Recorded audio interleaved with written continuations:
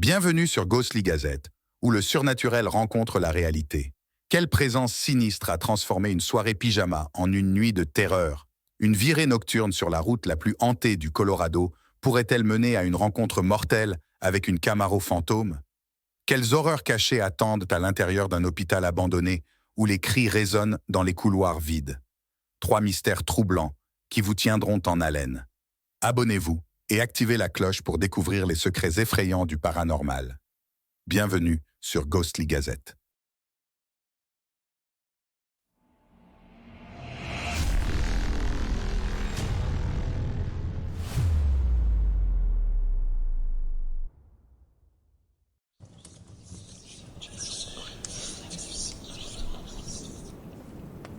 Quand j'avais 12 ans, j'ai vécu ce que je crois être ma dernière soirée pyjama. C'était chez la grand-mère de mon ami Nick. Elle avait une maison de style ancien qui me donne la chair de poule maintenant que j'y repense. J'y étais allé plusieurs fois auparavant, mais je n'y avais jamais passé la nuit. Elle avait une chambre d'amis avec 2 lits jumeaux, ce qui en faisait un endroit idéal pour une soirée pyjama. Il y avait aussi un parc relié au jardin où nous jouions à cache-cache pendant la journée. Quand il commençait à faire sombre, la grand-mère de Nick nous a appelés à l'intérieur pour le dîner. Elle avait préparé des linguinés à la sauce aux palourdes. Après le dîner, nous l'avons suppliée de nous laisser retourner dehors pour jouer à chat avec des lampes de poche dans le noir. Elle a fini par accepter, puisque son jardin donnait directement sur le parc, avec seulement un groupe d'arbres comme barrière et pas de clôture. La zone de jeu s'étendait donc du jardin à une partie du parc au-delà des arbres. J'ai commencé comme chercheur, comptant à rebours à partir de 30 pour donner à Nick le temps de se cacher. Puis, je suis sorti de la maison par la porte arrière pour commencer ma recherche. J'ai vérifié les cachettes habituelles, comme sous les tables, derrière les chaises et près de l'abri de jardin. Le jardin semblait clair.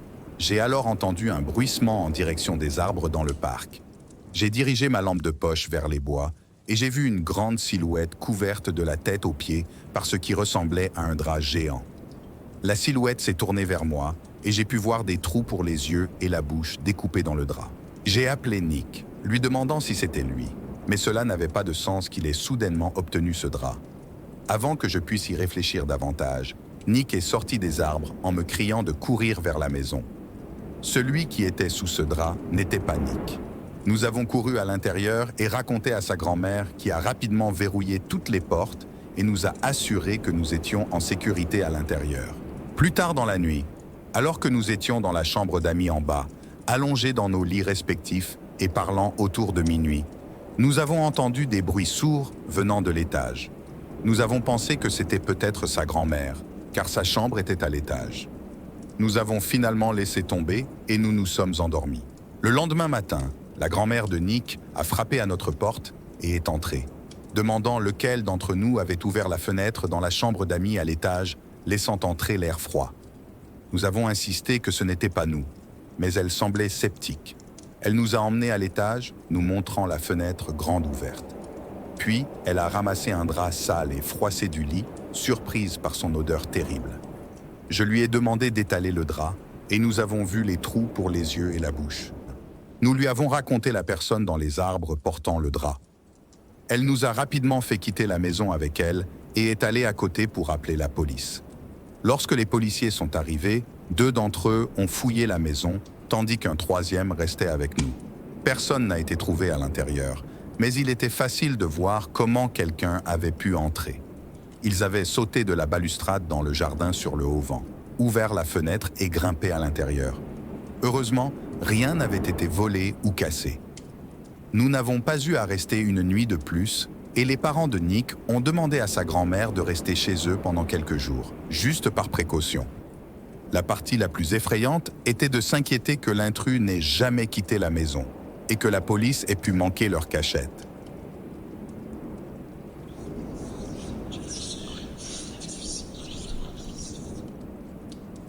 Cela s'est passé en octobre 2019. Mes amis et moi étions en service militaire, stationnés au Colorado.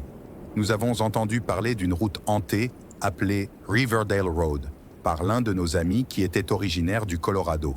Il y avait diverses légendes à propos de cette route, y compris des histoires sur un jogger fantomatique tapotant sur les fenêtres, des empreintes de mains ensanglantées sur les panneaux de signalisation, des métamorphes amérindiens, des autostoppeurs fantomatiques, la liste est longue.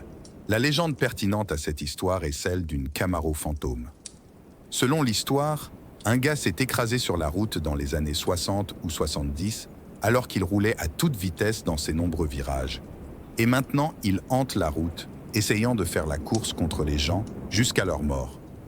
Notre ami a dit qu'il avait visité la route plusieurs fois, mais que rien ne s'était jamais passé. Comme c'était octobre, le reste d'entre nous était désireux d'y aller pour voir si nous pouvions vivre quelque chose de terrifiant. Nous avons décidé d'y aller très tard, un dimanche soir, vers 1h du matin, ce qui en fait techniquement lundi matin. Nous étions 5, tous dans une seule voiture. Notre ami originaire du Colorado a mentionné qu'il était allé au lycée avec quelqu'un qui est mort sur cette route et qu'il y avait une croix quelque part le long de celle-ci. Comme quelques-uns des gars avaient besoin de faire pipi de toute façon, nous nous sommes arrêtés là où était la croix pour qu'ils puissent aller se soulager, pendant que les autres d'entre nous regardèrent la croix. Il faisait extrêmement sombre dehors et étrangement silencieux, à part nos pas dans l'herbe et notre conversation. Nous étions dehors seulement quelques minutes quand, de nulle part, une voiture a déboulé du virage de la route et est passée devant nous. Un de mes amis a plaisanté. « Oh, ça doit être la Camaro !» Nous avons tous ri, mais alors que la voiture nous dépassait complètement, nous avons vu que les feux arrière étaient en effet ceux d'une Camaro. À ce moment-là, nous avons tous couru vers la voiture et au moment où nous étions tous à l'intérieur et commencions à partir, la Camaro était juste derrière nous, nous suivant. La voiture avait fait demi-tour. C'était fou. Elle correspondait parfaitement à la description de la légende. C'était une vieille Camaro noire avec un phare cassé. Mon ami qui conduisait paniquait, et à juste titre. Nous lui avons dit de simplement rouler à la limite de vitesse parce que la légende dit que si vous essayez d'accélérer, vous mourrez. Donc, nous avons respecté la limite de vitesse pour le reste de la route avec cette Camaro qui nous collait au pare-choc. Elle était si proche.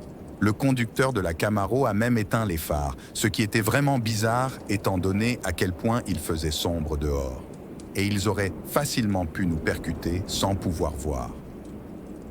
Dès que nous avons atteint la fin de Riverdale Road et étions sur le point de tourner, la Camaro s'est arrêtée, a fait demi-tour et est repartie dans l'autre sens.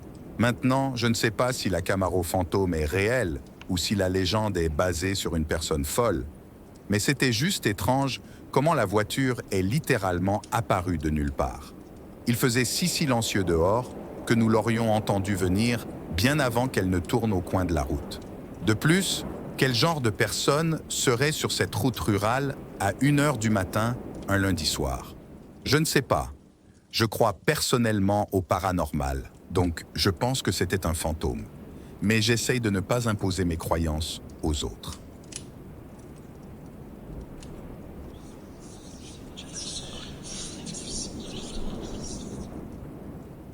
Pendant ma première année d'université, dans le cadre de notre processus d'initiation à la fraternité, toute notre promo s'est embarquée dans un voyage vers un hôpital abandonné, situé en périphérie de la ville. C'était une tradition de longue date pour chaque promo d'explorer les vestiges lugubres de cette installation médicale autrefois animée. J'ai fait du covoiturage avec quelques frères de promo jusqu'au terrain de l'hôpital, adjacent à un parc étendu. En nous garant dans le parking du parc, nous nous sommes aventurés à travers une épaisse parcelle de bois qui séparait le parc de la propriété de l'hôpital. Je regrettais mon mauvais choix de chaussures pour l'occasion, alors que nous naviguions sur le chemin sombre et boueux. Émergeant des bois sur les terrains de l'hôpital, la silhouette imposante de l'hôpital se profilait de manière menaçante contre le ciel nocturne. Autrefois un phare de guérison et d'espoir, il se dressait maintenant dans un silence austère, ses fenêtres brisées et ses murs usés par le temps et la négligence. Guidés par des pères plus expérimentés, nous sommes entrés dans l'hôpital par une fenêtre brisée, descendant dans un niveau inférieur humide. En nous divisant en petits groupes, nous avons exploré différents étages et couloirs de l'hôpital. Joshua, un de mes frères de promo, et moi avons emprunté un couloir au 2e étage, explorant des salles allant de celles étrangement intactes à celles vandalisées avec des graffitis. Dans une salle d'hôpital, encore meublée d'un lit et d'équipements médicaux, nous avons entendu des pas distincts résonner dans le couloir. Jetant un coup d'œil, nous avons aperçu une silhouette sombre passer rapidement. Alertés et quelque peu troublés, nous avons appelé, mais n'avons reçu aucune réponse. Intrigués, nous avons avancé prudemment dans le couloir, où j'ai remarqué quelqu'un debout, au bout, de dos. Tendu d'appréhension, j'ai interrogé sur sa présence, mais il a rapidement disparu dans une pièce adjacente. Décidant qu'il valait mieux rejoindre nos amis, nous avons retracé nos pas, nos nerfs à vif. Alors que nous approchions de notre groupe, un cri perçant a résonné dans l'hôpital. Nous figeant sur place, le cri était déchirant, évoquant une peur primordiale qui nous a donné des frissons dans le dos. Sans hésitation, nous avons couru vers notre point d'entrée au niveau inférieur, rampant rapidement par la fenêtre brisée. L'évasion, alimentée par l'adrénaline, était motivée par le sentiment accablant que nous étions poursuivis par une présence invisible. Revenus à nos véhicules, essoufflés et secoués, j'ai raconté la vision et le cri glaçant à mes amis.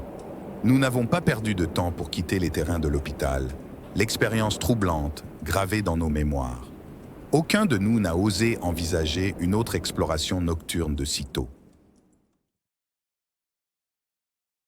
Merci de nous avoir rejoints dans ce voyage vers l'inconnu. Avez-vous déjà rencontré l'inexpliqué? Partagez vos histoires dans les commentaires ci-dessous. N'oubliez pas de liker cette vidéo si vous avez apprécié ces récits frissonnants. Votre soutien nous aide à mettre en lumière plus de mystères paranormaux. Regardez nos autres vidéos pour plus de rencontres avec le surnaturel. Des routes hantées aux apparitions fantomatiques. Il y a toujours un nouveau mystère à découvrir. Restez vigilants, restez curieux et surtout, restez courageux. Ceci est Ghostly Gazette, où la frontière entre les vivants et les morts n'est toujours qu'à un souffle.